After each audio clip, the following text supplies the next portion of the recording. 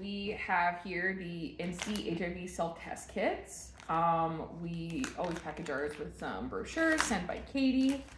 So let's crack one open and see what's inside.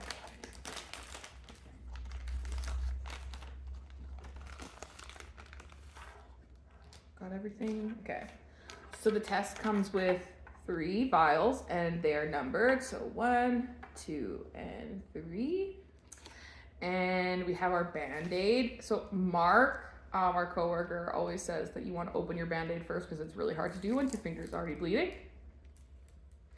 So we have that prepped. We have our instructions.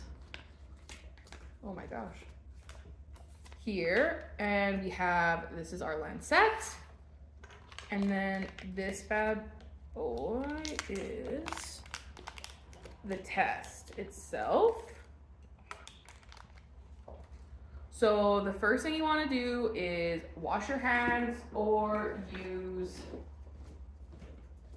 some hand sanitizer. Washing your hands is best, but because we're doing a video, I'm just gonna use some hand sanitizer.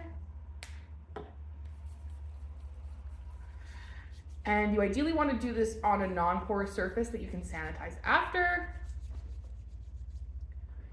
So the first thing you're also going to want to do is you want to warm up your hands. So some people might put their hands around a cup of warm water or tea or coffee, washing running your hands under warm hot water, rubbing your fingers, jumping jacks, all that stuff.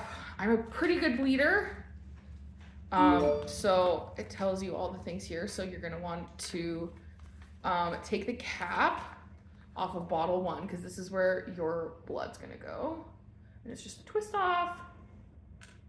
Ta-da. And so the thing with the lancet is you wanna press the side of your finger, and these ones actually, they go back inside. So you can only use it once, so you want to take off the thing. And so you can see there's nothing here to poke me because it's inside and it's going to activate when I press it to my finger.